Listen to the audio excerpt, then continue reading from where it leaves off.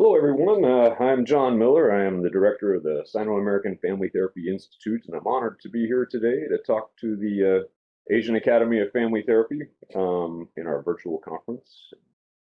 My topic today is Western models in China and Cambodia and the application of some of these Western models of family therapy in the Chinese context and also the Southeast Asian context. I'll talk more about China today because some of my colleagues from Cambodia will also be giving presentations about some of the work we've done, we've done together over the years, and so I'll save that for them. Anyway, thank you all very much for having me, and I'll just jump right in.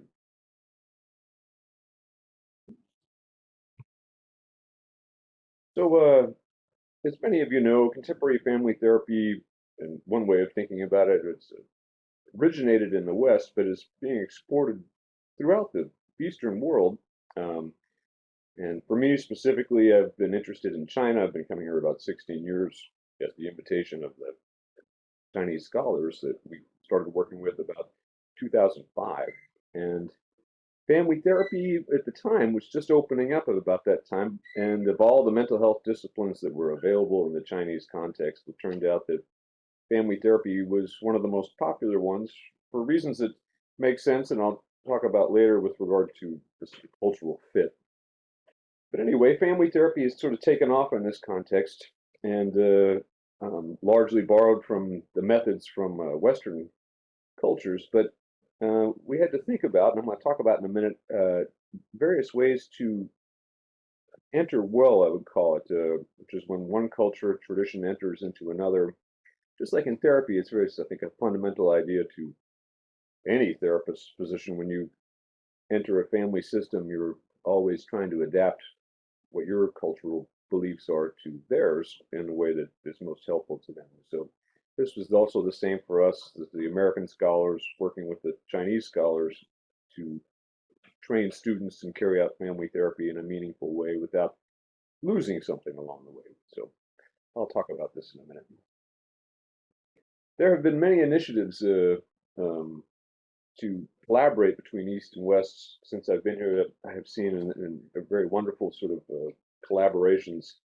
I find that as a teacher and a therapist that there's an unintended benefit that you get sometimes when you enter another culture and you learn how arbitrarily the decisions you made about how to do therapy, how to teach, were, and how very differently they could be done, and also get a really good result. And so that has been the terrific advantage for me in working in China and my colleagues here that I got to know over the years.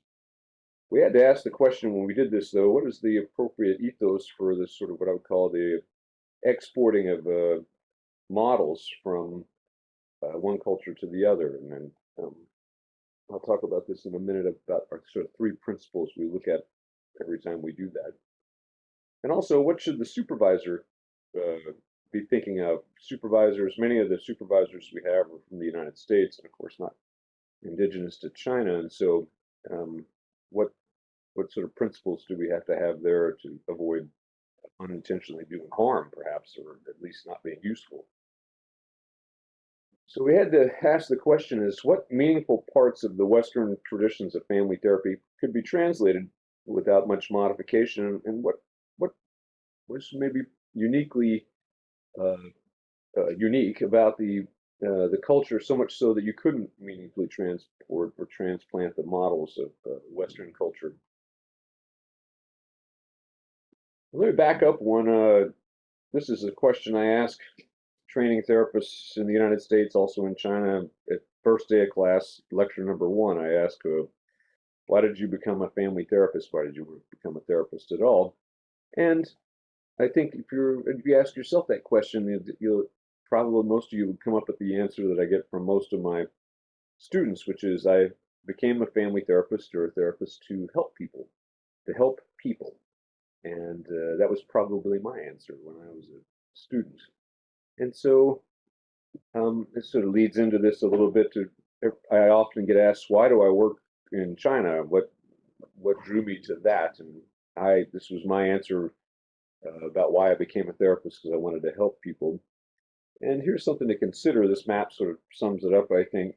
If you consider that map and the circle there where where we are right now, and the people inside that circle versus the people outside that circle, you would find that there are more people inside the circle than outside the circle. This is where the majority of the population of human beings on the planet is right now. And this is fundamentally what interested me in China and Southeast Asia in terms of family therapy work. And so there's just wonderful, exciting things happening across Asia with regard to family therapy. And for this reason, I've called this the majority world when I go back to the United States and the Western world and try to tell them about the work and what's been going on here. I refer to it as the majority world, where the majority of human beings on the planet live. And I think this is an important thing to try to tell the Westerners, who really represent 5 to 15% of the world's population.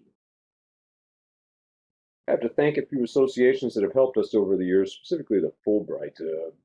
Fulbright gave us a generous grant about 12 years ago to do a project in Beijing, and I'll talk about some of the things we've learned about family therapy, Western methods as applied in the Eastern context. And so Fulbright was a generous grant that helped us do that, and I'll tell you a little bit about the work we did with them. This was the group back in 2009, 2010 for the Fulbright project that we did at the Institute for Developmental Psychology in Beijing. And this man standing next to me is Dr. Feng Xiaoyi, who was the director of that institute. I think he's still the director over there. Much younger picture of me. All of these students around us were doctoral students trained by Dr. Feng, and they helped with this year-long project we did where we started to hammer out some of these ideas of applying family therapy methods in the Chinese context. And we also used a bunch of this in Cambodia as well, which I'll talk about later, but briefly, I'll leave most of that to my colleague, who's Sylvandara from Royal University at Phnom Penh in Cambodia. He'll talk about that in another presentation. All right. And I must also give a nod to Dr. Minuchin. Salvador Minuchin, most of you will know, is the creator of structural family therapy, and I had the good fortune of working with him before he passed away a few years ago. And he was very supportive of the work in China, and many of you may not know, he was one of the first Western family therapists to visit China. And in about 1989, where he did a series of live cases, they used to call them the Master Series, where they would bring an expert in to see a case. And he did many of these, several anyway, across China. And really, I think it was part of the reason why family therapy became so popular shortly after that period of time. It's because of the influence of Minuchin. Minuchin told me, sort of relevant to the topic of this conference, so that he said the purview of family therapy in the 20th century was in the Western world, but certainly, he said, John, the purview of family therapy in the 21st century will be in Asia. And this is why I think it's the importance of this conference and family therapy development in this part of the world.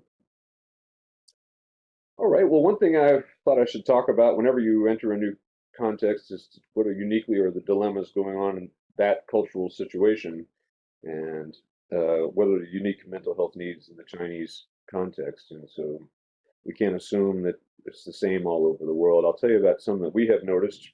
Perhaps some of you are also noticing these sort of dilemmas in your context as well.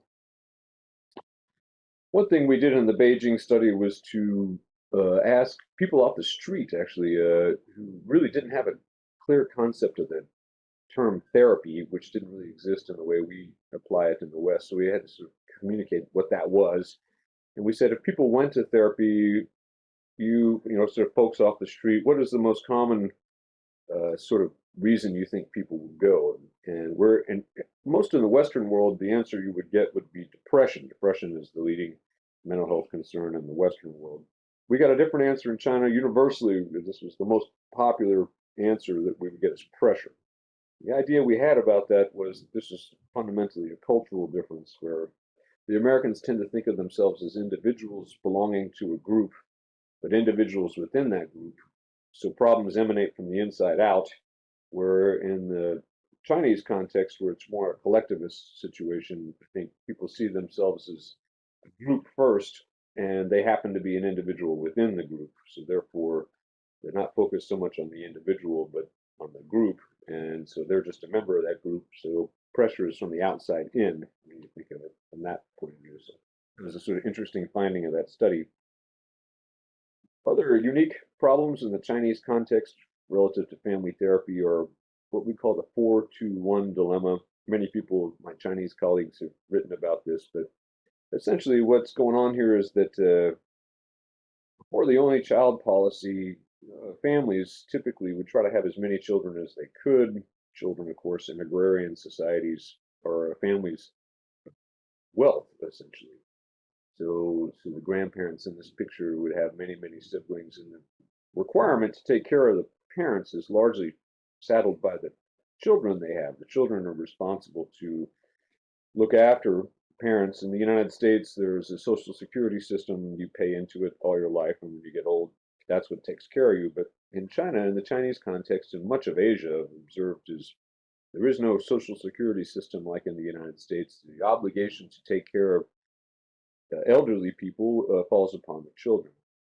The unintended consequence of the only child policy is that responsibility, which used to be spread out over many siblings, dropped to one sibling. And so one child was responsible for taking care of both their parents. And eventually, the only child policy went on long enough so that only children grew up, got married to each other, and had produced an only child themselves.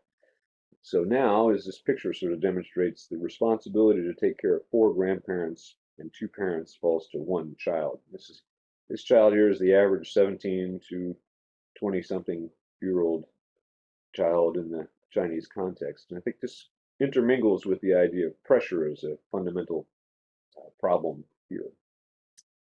Okay, I think this idea here sort of fits with with what I was talking about previously. Pressure. One of the major pressures, if you talk to anybody in the Chinese context, is academic achievements. In this part of the world, academic achievement is for children, is one of the best ways to demonstrate respect for the parents and success for the family. So, they talk about this a lot. It's led to a secondary problem, what we call school refusal, which is kids after a certain period of time just give up because there's so much pressure on them to succeed in school. And I've seen this throughout Asia, but it's very profound in China, specifically in mainland China. A secondary sort of issue that you see often at the same time with school refusal is internet addiction, which really is morphed now into what I would think of as cell phone addiction, is sort of the cell phone games. Here, I know it's true all over the world, but here especially, children are really glued to their cell phones from when they wake up to when they go to sleep, and specifically the cell phone games that are available to them. Another dilemma that we had to deal with in the Chinese context was domestic violence. Domestic violence was outlawed a few years ago in China. Before that time, there were really no laws that said domestic violence is bad, but recently the government has become very aware, the social services departments here, about the destructive nature of domestic violence for children growing up in these families. And so this is a picture I took, this picture of the baby. If you can look at it closely, this was on a giant billboard in a metro station here in Shanghai, and I got it immediately what it was. It's a public service announcement about the dangers of domestic violence for children, and the caption there says, "Don't let your child catch domestic violence. It's like a cold, like a disease." And if you see the picture there closely, the little sort of thing running out of the child's nose is a reflection of mom and dad, where they're engaged in some conflict, physical conflict with each other. And so this is the message here, and I believe it's true. We have the same idea in the West that domestic violence is very directly hard on children growing up in that environment, so much so it will interfere with their normal development. So that's one issue that's coming about here, and social service agencies are trying to address that. This is another emerging dilemma in China that we call elderly care, elderly abuse even. Some of my colleagues back at Fudan University, this is their sole sort of research area. Because in China, you have to retire at about 50 to 55 years old. People will live often to 100, so it's almost 50 years of life where you're not working, and it is a common thing as a social problem here that elderly people get sort of left alone, and this is another one of these ad campaigns. This is a little person, older person in a cage, metaphorically symbolizing the elderly people here that get stuck at home with nobody looking after them. And so the caption says, "Don't let the elderly become a lonely watcher, watching, the rest of society out their window." Another dilemma in the Asian context that we work with all the time with families is the left behind children, and this is a situation of the unintended consequence of the prosperity of China these last couple of years, where parents having to retire at 50, so their working years are really from 20 to 50, so they often do that in earnest by each parent moves to a separate city to where the best jobs are and leaves their child at home with grandma and grandpa who look after them. And they may only get back together with their kid once a year at Spring Festival, which is about a 2-week holiday in the wintertime. And so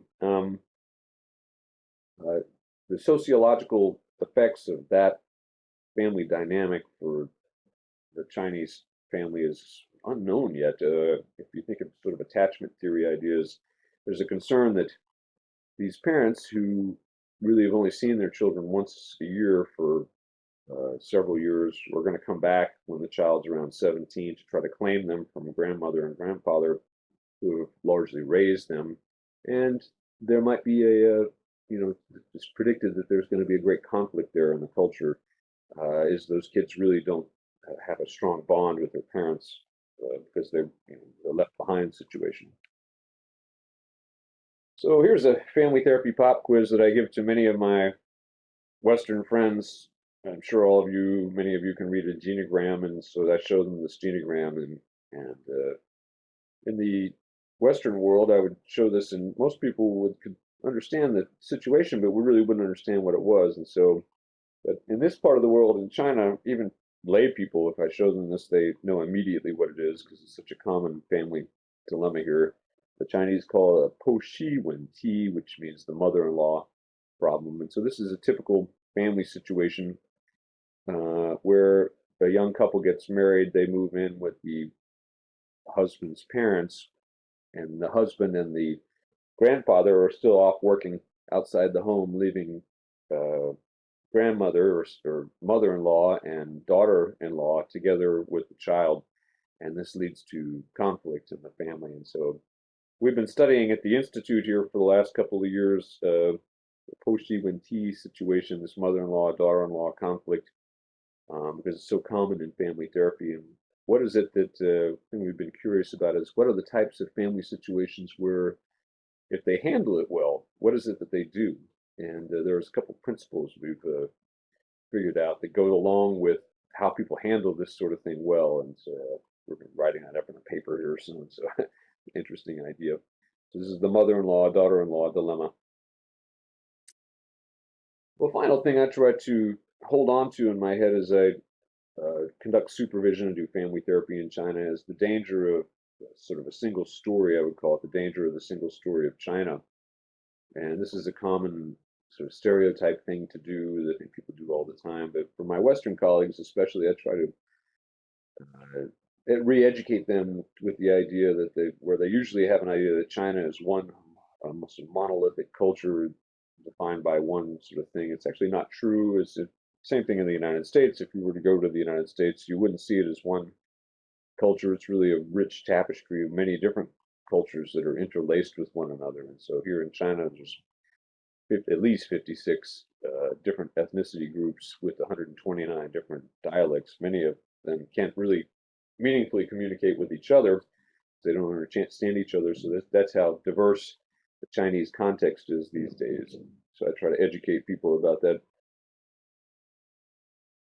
And finally, we had to study what was, when we entered China, what was the preferred clinical modality for the Chinese context. And so we didn't want to make an assumption it would be the same as the United States, where we have these sort of family therapy models, and postmodern models are very popular.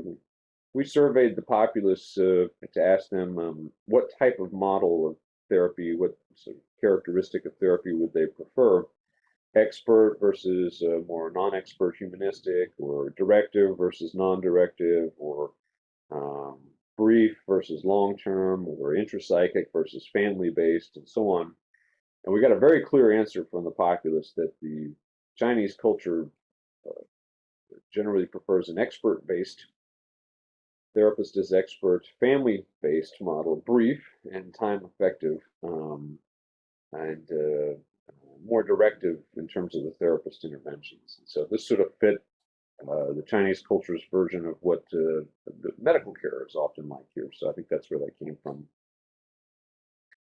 And finally, we had to ask ourselves, what are the ethics of exportation? I've been talking about this throughout this presentation. What is transferable and what's unique to the culture that you're dealing with? And sociology, we found, gave us kind of an answer to this. They look at things in three ethics that you hold on to as you enter another culture. I think this is true of a Western therapist entering the Chinese context, as well as simply a therapist entering any family context.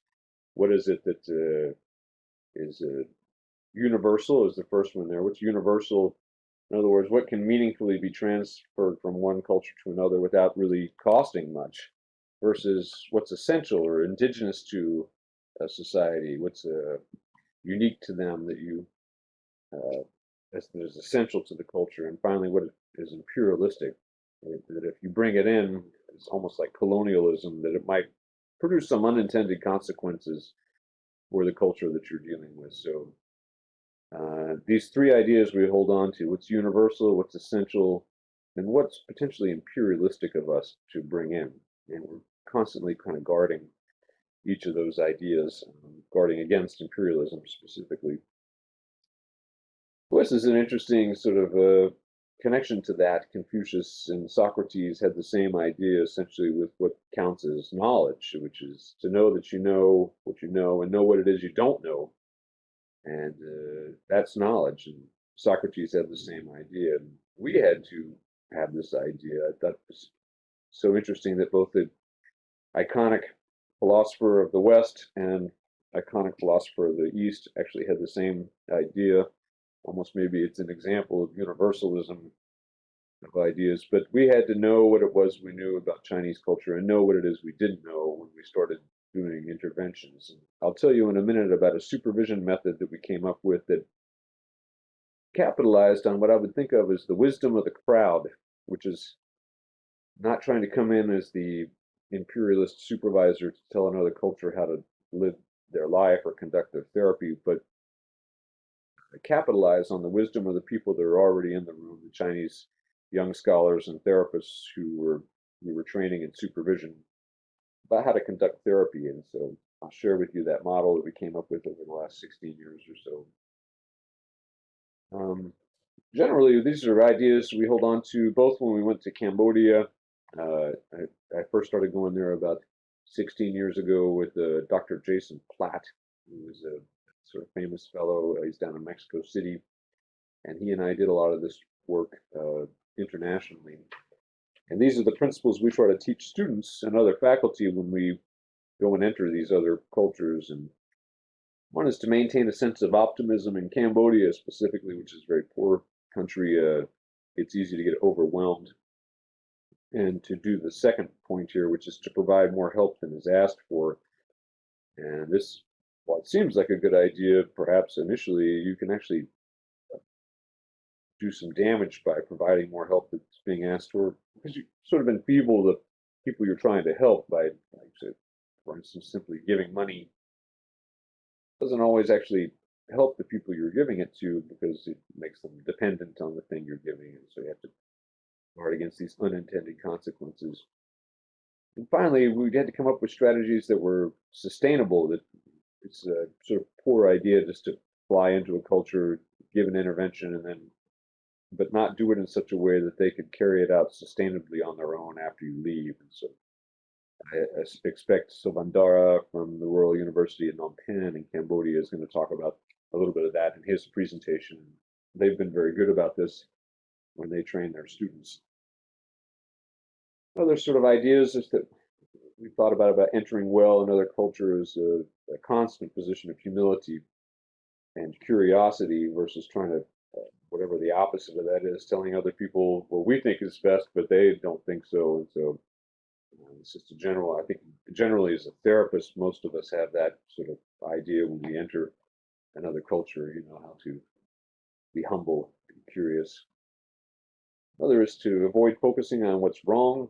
And in a third world situation like Cambodia, where there's a lot of um, poverty, you know, it can be easy to be overwhelmed and only focus on what's missing versus what's going well. In almost every culture, even hard situations, there's almost always something good going on that you could focus equally as well on just simply bringing that more to life than trying to fix problems.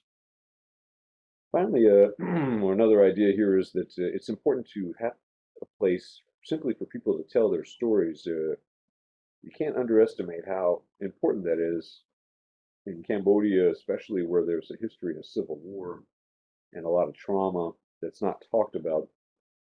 Um, and so simply providing a place for people to tell their stories of trauma and survival, we have found is hugely meaningful in especially in the Cambodian context. And finally, and this is the next section of my talk, is about empowering the young therapists, how we've tried to do that instead of coming in and doing the therapy ourselves, how to empower them to do it in ways where they felt like they had some agency about what they were doing. And so I'll tell you the 7-step protocol that we developed over the years with our Chinese colleagues in Shanghai and Beijing. So this is what we call a 7-step team family therapy model.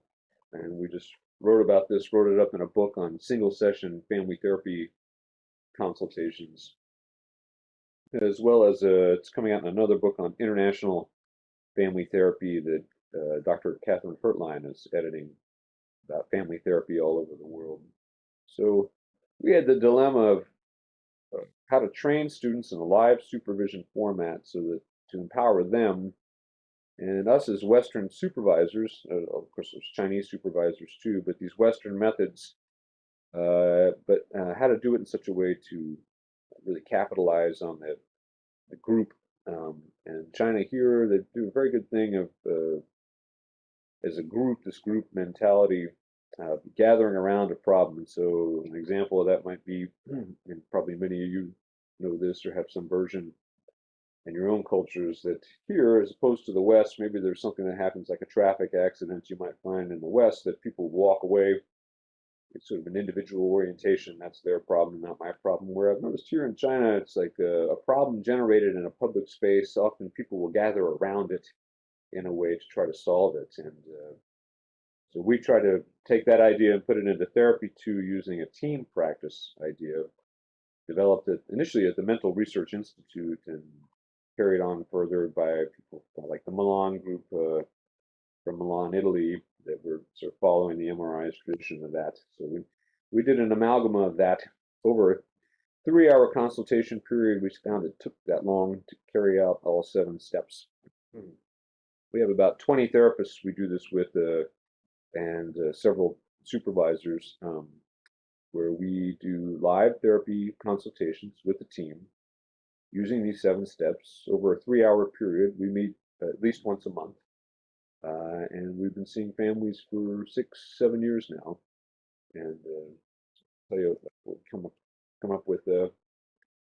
So step 1 is a pre-session briefing. This is a common method in family therapy where before the clients actually come, the therapist that's been meeting with them briefs the rest of the team about where they see the therapy is at right now, with a genogram and a description, and kind of getting ready for the family to come in for the first part of their meeting with the therapist. And the team will observe that. So that's step two. Step two is it's really the family therapy session part one, where the family comes in and the therapist in this situation really just asks a series of questions to get the family to talk about their dilemma. What's the problem? And I won't read all the questions to you there, but they're typical sort of maybe solution focus or typical family therapy introductory questions about what's the problem and what have you tried to do about the problem, who's involved, can you give an example, things like that. The team is watching this uh, from behind a mirror or in another room with videos, and they're asking themselves these four questions to try to help with the consultation with the family. One is what compliments they notice, and what other questions would they ask the family, and what are possible reframes that they could use to describe the same situation, and then finally interventions they could offer for the family and the therapist. Step three is a break where the therapist will send the family into another room, take a break, and maybe have some refreshments, and then the therapist will receive the feedback from the team about those four things that the team was tasked to look at, and they'll construct an intervention. We have found that the therapist may alter the team's message. We call this a plant. Um, uh, if the therapist thinks it would be because they know the family best, if they think it would come out better in another certain type of way. So we've come up with several sort of little tricks like that that we use.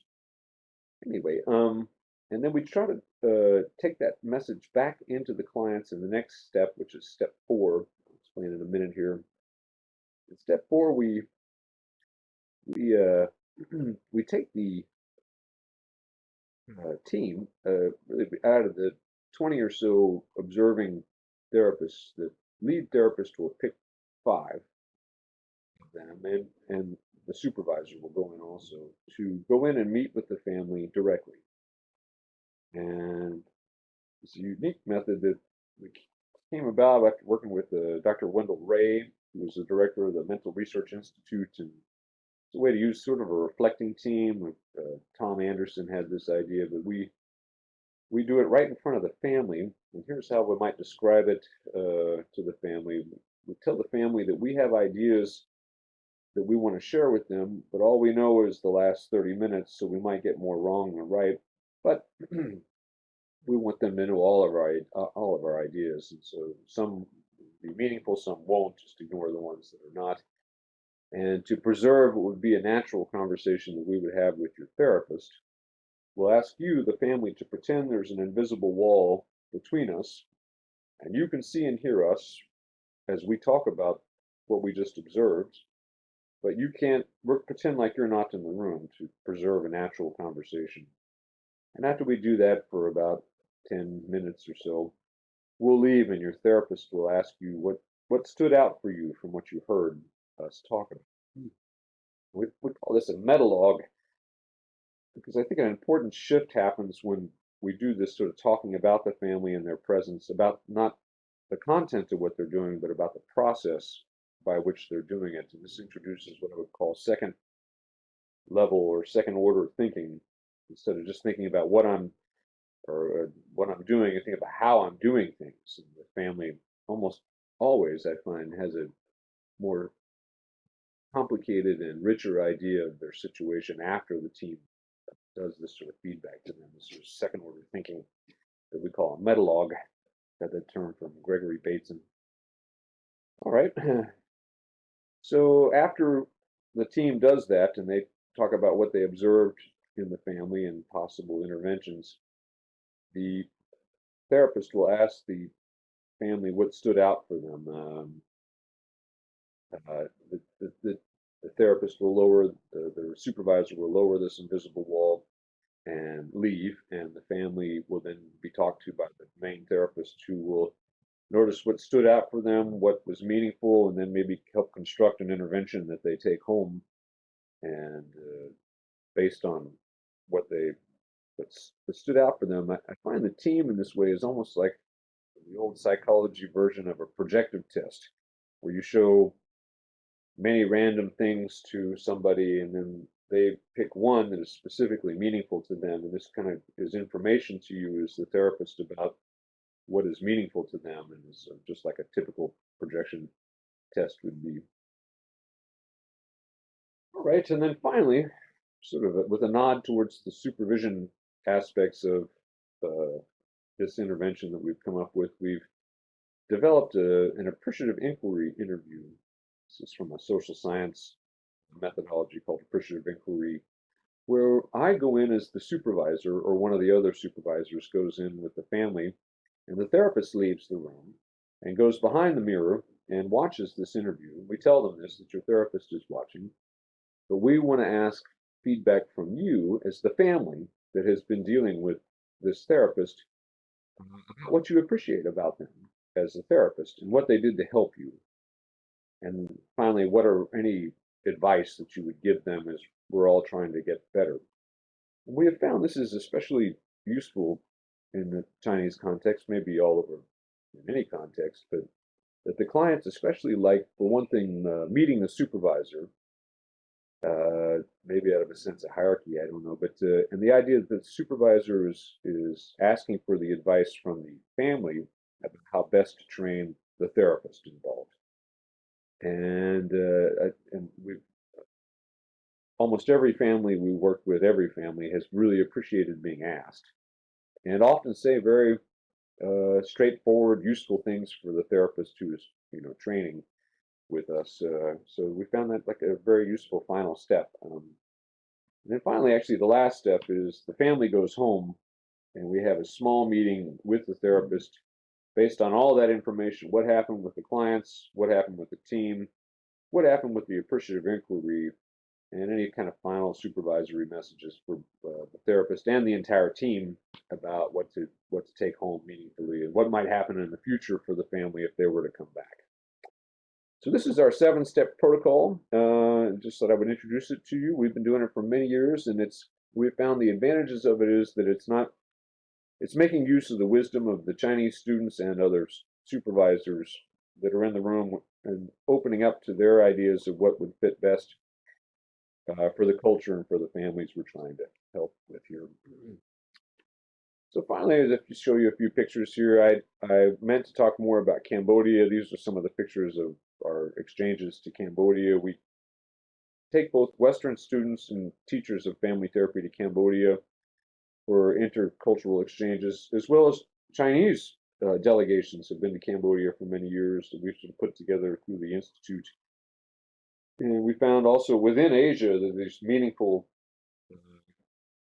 collaborations, not just east to west, but certain Asian cultures with other Asian cultures. For instance, like China and Cambodia have made some really meaningful collaborative ventures over the years through the Institute. And so, and as evidenced by this conference, with well, I think we have a delegation of Cambodian therapists, the next generation, many of which trained in this method, will be presenting their own papers. So I leave you with that, and I encourage you to go listen to the talk of my Cambodian colleague, Savandara from the Royal University. He's got a great talk. This is him in the picture here, actually. Well, anyway, thank you so much for giving me this time to explain some of the things we've been doing in China, and I wish you all a great conference. I'm regretful that we can't meet in person. I was so much looking forward to that, but I assume in the years to come, this will become a memory for us, and we'll have a chance to meet up somewhere in Asia in the future. Anyway, you all have a lovely conference. Thank you again for giving me this time to talk about the work we do here in China and in Cambodia. Okay, bye-bye.